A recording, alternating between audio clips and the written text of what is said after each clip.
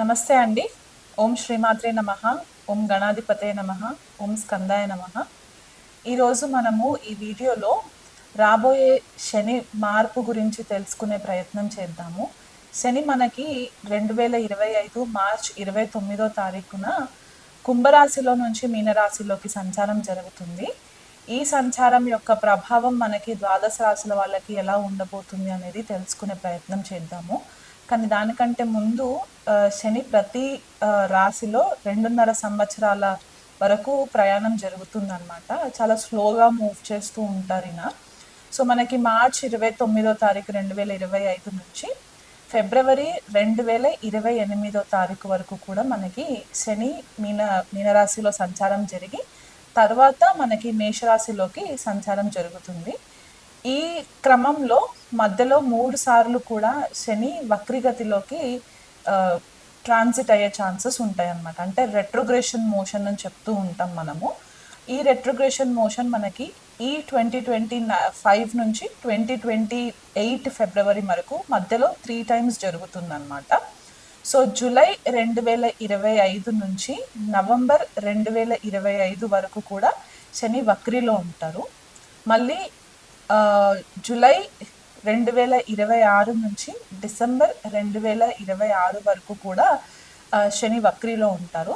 తర్వాత జూలై 2027 లేదా ఆగస్ట్ 2027 నుంచి డిసెంబర్ 2027 వరకు కూడా శని వక్రిలో ఉండి తర్వాత స్లోగా మూవ్ అయ్యి మళ్ళీ మీనరాశిలోకి సంచారం జరిగి అక్కడ ఫిబ్రవరి వరకు ఉండి ఫిబ్రవరి 2028 తర్వాత మేషరాశిలోకి సంచారం జరుగుతుంది. సో ఇలాంటి గ్రహస్థితి ఉన్నప్పుడు మనకి కొద్దిపాటిగా చేంజెస్ కనిపిస్తూ ఉంటాయి. అది మన వ్యక్తిగత జన్మ జాతకాలలో అవ్వచ్చు, మన పర్సనల్ లైఫ్స్లో అవ్వచ్చు, అండ్ మనకి గ్లోబల్ లెవెల్లో కూడా కొన్ని చేంజెస్ మనకి కనిపించే పరిస్థితి కనిపిస్తుంది. సో ఈ శని యొక్క మార్పు సామాన్యంగా చాలామంది భయపడుతూ ఉంటారు. శని అనేసరికి ఏదో ఒక భూతం లాగా చూసేయడము, లేకపోతే ఏళ్ళనాటి శని ప్రభావంలోకి రాగానే అంతా ప్రాబ్లమ్సే వచ్చేస్తాయి అని చెప్పి ఒక చిన్నపాటిగా భయం అయితే ఉంటుంది. శని మార్పు వల్ల భయపడాల్సిన పని లేదు. మనం ఒకవేళ ధర్మబద్ధంగా ఉండి కర్మని అనుసరించి మనం గనక మన పనులు చేసుకుంటూ వెళ్ళిపోయినట్లయితే కనుక మనకు అంత ఇబ్బందికరంగా పరిస్థితులు మనకేం కనిపించవు. కాకపోతే ఈ శని యొక్క గోచారం మనకి కొన్ని రాశుల వాళ్ళకి ఏంటంటే ఏళ్ళనాటి శని కంప్లీట్ అయిపోతుంది, కొన్ని రాశుల వాళ్ళకి మొదలయ్యే ఛాన్సెస్ ఉంటాయి అన్నమాట. సో ఎవరికి కంప్లీట్ అయిపోతుంది, ఎవరికి స్టార్ట్ అవుతుంది అనేది తెలుసుకునే ప్రయత్నం చేద్దాము. మకర రాశి వాళ్ళకి ఏళ్ళనాటి శని ప్రభావము ఈ మార్చ్ 29వ తారీఖు తర్వాత కంప్లీట్ అయిపోతుంది అనమాట. సో వీళ్ళు గత 7.5 సంవత్సరాలు లేదా దాదాపు 8 సంవత్సరాల వరకు ఏదైతే శని ప్రభావంలో ఉండి ఇప్పటి వరకు ఇబ్బందులు పడుతూ వచ్చారో అవి కొద్దిగా కట్ అయిపోయే ఛాన్సెస్ కనిపిస్తున్నాయి. అలాగే మనకి అర్ధాష్టమ శని మనకి వృశ్చిక రాశి వాళ్ళకి కంప్లీట్ అయిపోతుంది. అలాగే అష్టమ శని వచ్చేసి కర్కాటక రాశి వాళ్ళకి కంప్లీట్ అయిపోతుంది. సో ఈ రాశుల వాళ్ళకి ఏళ్ళనాటి శని ప్రభావం కానీ కంటక శని ప్రభావం కానీ ఉండే పరిస్థితి కనిపించట్లేదు. సో వీళ్ళు కొద్దిపాటిగా రిలీఫ్ పొందే ఛాన్సెస్ అయితే కనిపిస్తున్నాయి. అయితే కుంభరాశి వాళ్ళకి ఏళ్ళనాటి శని ప్రభావం లాస్ట్ ఫేజ్లో ఉంటారు. మీనరాశి వాళ్ళకి ఏళ్ళనాటి శని ప్రభావము సెకండ్ ఫేజ్లో ఉంటారు. అండ్ మేషరాశి వాళ్ళకు వచ్చేసరికి ఈ సంవత్సరం 2025 మార్చి నుంచి కూడా ఏళ్ళనాటి శని ప్రభావం స్టార్ట్ అయ్యే ఛాన్సెస్ మనకి కనిపిస్తూ ఉన్నాయి అన్నమాట. అలాగే అష్టమ శని వచ్చేసి సింహరాశి వాళ్ళకి, అర్ధాష్టమ శని వచ్చేసి ధనుసు రాశి వాళ్ళకి ఉండే పరిస్థితి కనిపిస్తుంది. కాబట్టి ఈ రాశుల వాళ్ళు కాస్త ధర్మబద్ధంగా న్యాయబద్ధంగా ఉండి మీరు గురువు రూపేణ ఏదైనా మనుషులని మీరు గనక గురువుగా అనుకున్నట్లయితే కనుక వాళ్ళ సలహాలు పాటిస్తూ మీరు చేసే పనిలో ఎవరిని దూషించకుండా కర్మానుసారంగా మీరు చేసుకున్నట్లయితే కనుక మీకు ఈ ఏళ్ళనాటి శని ప్రభావం కానీ అష్టమ అర్ధాష్టమ శనుల ప్రభావం కానీ కొద్దిగా ఎఫెక్ట్ ఇవ్వకుండా ఉండే పరిస్థితులు మనకి కనిపిస్తున్నాయి. అయితే మీనరాశిలో శని సంచారము చాలామంది ఏమనుకుంటారంటే ఇది ఎవ్రీ 30 yearsకి జరుగుతుందన్నమాట. సో లాస్ట్ మనకి 1960s ఆ టైంలో వచ్చిన ట్రాన్సిట్ శని రాహులు కలిసి కూడా ఉన్న ట్రాన్సిట్ మనకి కనిపిస్తూ ఉంటుంది. దానికంటే ముందు 30 సంవత్సరాల క్రితము శని మీనరాశిలోకి సంచారం జరిగినప్పుడు ఎలాంటి పరిస్థితులు గోచరించాయి అనేది కూడా మనకి గ్లోబల్ లెవెల్లో కూడా కొన్ని డాక్యుమెంట్స్ అవైలబుల్ ఉన్నాయన్నమాట. సో ఇలా చూసుకున్నట్లయితే మనకి శని రాహు యుతి 2025 మార్చ్ 29 నుంచి మే 2025 18వ తారీఖు వరకు కూడా శని రాహువుల యుతి మనకి మీనరాశిలో కనిపించే పరిస్థితి కనిపిస్తుంది. సో ఈ 51 రోజులు ద్వాదశ రాశులు అందరూ కూడా కాస్త జాగ్రత్తగా ఉన్నట్లయితే గనక మీకు పెద్దగా ఇబ్బందులు పడే పరిస్థితులు ఉండవు. అంటే కొన్ని రాశుల వాళ్ళకి ఏంటంటే ఆర్థికంగా సడన్గా కొంచెం బ్రేక్స్ రావడము, లేదా కొంతమందికి కెరియర్ విషయంలో కొద్దిగా బ్రేక్స్ రావడము, కొంతమందికి హెల్త్ పరంగా ఇబ్బందులు రావడం అనేది మనకి ఈ 51 డేస్ ట్రాన్సిట్లో మనకి కనిపిస్తుంది. కాబట్టి దానికి తగ్గ పరిహారాలు మీరు చేసుకున్నట్లయితే ఇబ్బందికరంగా ఉండదు.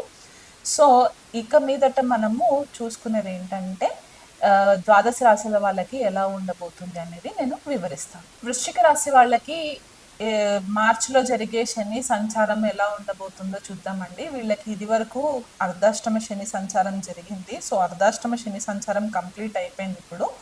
సో వృశ్చిక రాశి వాళ్ళకి తృతీయాధిపతి చతుర్థాధిపతి శని పంచమ సంచారం జరగడము, అంటే పంచమం అంటే మనకి మన పూర్వపుణ్యము, మన స్కిల్స్, మన క్రియేటివిటీ, మన పిల్లలు ఈ భావంతో కనెక్ట్ అవుతుంది. కాబట్టి ఆ పర్టిక్యులర్ ఏరియాలో మీకు కొద్దిపాటిగా రెస్ట్రిక్షన్స్ అనేటివి కొంచెం కనిపిస్తూ ఉంటాయి. మనకి స్టాక్ మార్కెట్, స్పెక్యులేటివ్ బిజినెస్ అన్నీ కూడా మనము పంచమ స్థానాన్ని నుంచి కూడా చూస్తాం. కాబట్టి కొద్దిగా మీరు డబ్బు విషయంలో కాస్త కేర్ఫుల్గా ఉండి ఎక్కడ ఇన్వెస్ట్మెంట్స్ చేస్తున్నాను ఏంటి అనే ఒక ఆలోచన విచక్షణ కోల్పోకుండా ఒక మంచి స్టాక్స్లో పెడితే కనుక మీకు ఫేవరబుల్ రిజల్ట్స్ ఉంటాయి. పంచమ స్థానం నుంచి శని యొక్క తృతీయ దృష్టి సప్తమం పైన పడుతుంది. కాబట్టి భాగస్వామితోటి రిలేషన్షిప్లో కొద్దిగా మెచ్యూర్డ్గా హ్యాండిల్ చేసే పరిస్థితులు కనిపిస్తున్నాయి. కొద్దిపాటిగా రెస్ట్రిక్షన్స్ కూడా కనిపిస్తున్నాయి. అంటే వృశ్చిక రాశి వాళ్ళు అంటే గొడవలు అవుతాయా అనే ఉద్దేశం కాదండి. ఇక్కడ కొంతమందికి ఏంటంటే ఉద్యోగరీత్యా వేరే ప్లేసెస్కి గనక ప్రమోషన్స్ కానివ్వండి, ట్రాన్స్ఫర్స్ కానివ్వండి జరిగినప్పుడు ఏమవుతుందంటే కొద్దిపాటిగా రిలేషన్షిప్లో కొంచెం సెపరేషన్ అనేది కనిపిస్తూ ఉంటుంది. కాబట్టి ఆ విషయంలో మీకు పాజిటివ్ రిజల్ట్సే ఉంటాయి. ఏవైనా మీరు భాగస్వామితోటి చర్చించాలనుకుంటే కనుక మీలో మీరే దాచిపెట్టుకోకుండా వీలైనంత మట్టుకు ఓపెన్ అయ్యి మీరు కనుక మీ భాగస్వామితోటి కనుక డిస్కస్ చేసినట్లయితే కనుక ఒక ట్రాన్స్పరెన్సీ ఉంటుంది. ఒక మెచ్యూర్డ్గా మీరు ఆలోచించి మాట్లాడిన వ్యక్తులుగా కూడా మీకు మంచి రిజల్ట్స్ వస్తాయి. మీ భాగస్వామి దగ్గర నుంచి కూడా మీకు కొద్దిగా సపోర్ట్ వచ్చే ఛాన్సెస్ ఉన్నాయి. ఆరోగ్యం విషయంలో కొద్దిగా కేర్ఫుల్గా ఉండండి. ఈ పంచమ స్థానం నుంచి తన యొక్క సప్తమ దృష్టి లాభస్థానం పైన పడుతుంది. కాబట్టి మీరు ఏదైతే సడన్గా నాకు గ్రోత్ కావాలి, కెరియర్లో గ్రోత్ కావాలి, నాకు ఆర్థికంగా నాకు ఎదగాలి అని చెప్పేసి ఏవైతే కోరికలు మనకి జనరల్గా ఉంటూ ఉంటాయి కదా, ఆ విషయంలో ఏమవుతుందంటే మీకు ఇమీడియట్గా మీకు సక్సెస్ కనిపించకపోయినా మెల్లిగా ఒక్కొక్క స్టెప్ ముందుకు వెళ్తూ ఉండి ఎలాగైతే ఈ సంచారం యొక్క ప్రోగ్రెస్ జరుగుతూ ఉంటుందో ఒక 6 నెలలు, ఒక 8 నెలలు, దాని తర్వాత మీకు మెల్లిమెల్లిగా మీకంటూ ఒక రికగ్నిషన్ రావడానికి కూడా ఛాన్సెస్ ఉంటాయి. ఎవరైనా కొత్తగా ఏదైనా స్కిల్స్ నేర్చుకోవాలి అని అనుకుంటే కనుక ఇది మంచి ఆపర్చునిటీ, మంచి టైం. కాబట్టి మీ మీ టైం అంతా కూడా ఏదైనా కొత్త విషయాలు తెలుసుకునే ప్రయత్నం చేసినట్లయితే కనుక మీకు మీ ఉద్యోగ రీత్యా కూడా మీకు చాలా హెల్ప్ఫుల్ అయ్యే పరిస్థితి కనిపిస్తుంది. క్రియేటివిటీ పెరిగే ఛాన్సెస్ ఉంటాయి. అంటే కొన్నిసార్లు మీకు సడన్గా క్లూలెస్ ఉంటారు, కన్ఫ్యూజన్ మైండ్ సెట్ ఉంటుంది. కాకపోతే మళ్ళీ ఒకటికి 2 సార్లు ప్రయత్నం చేసి దాన్ని చదవడమో లేకపోతే దాని గురించి తెలుసుకోవడమో ఇలాంటిది ఏదైనా రీసెర్చ్ లాగా చేసుకున్నట్లయితే మళ్ళీ మీకు కొద్దిగా ఫేవరబుల్ రిజల్ట్స్ ఉండే ఛాన్సెస్ ఉంటాయి. ఈ శని యొక్క దృష్టి వల్ల సెకండ్ హౌస్ అంటే మనకి ద్వితీయ వాక్స్థానము, కుటుంబ స్థానము మన ఇన్కమ్కి సంబంధించిన భావంగా చెప్తూ ఉంటాం. కాబట్టి కొద్దిగా ఆర్థికంగా రెస్ట్రిక్షన్స్ వచ్చే ఛాన్సెస్ ఉంటాయి. అంటే మీకు ఎక్కడైనా కెరియర్లో ఇమీడియట్గా ప్రమోషన్స్ రావాలి అనుకున్న దగ్గర కొంచెం చేంజెస్ వచ్చి డీలేస్ వచ్చే ఛాన్సెస్ కనిపిస్తాయి. అండ్ ఫ్యామిలీ మెంబర్స్ తోటి అంటే కుటుంబ సభ్యులతో కూడా మీరు కొద్దిపాటిగా మాట్లాడే విషయంలో కొంచెం డిస్టెన్స్ వచ్చేస్తుంది. అంటే కొంతమంది ఏంటంటే నేను ఎంత చెప్పినా వాళ్ళకి అర్థం కావట్లేదు అని చెప్పేసి కూడా కొన్నిసార్లు వాళ్ళు పెద్దగా డిస్కస్ చేయడానికి కూడా ఇష్టపడరు. అలాంటి పరిస్థితులు కూడా కనిపిస్తూ ఉంటాయి.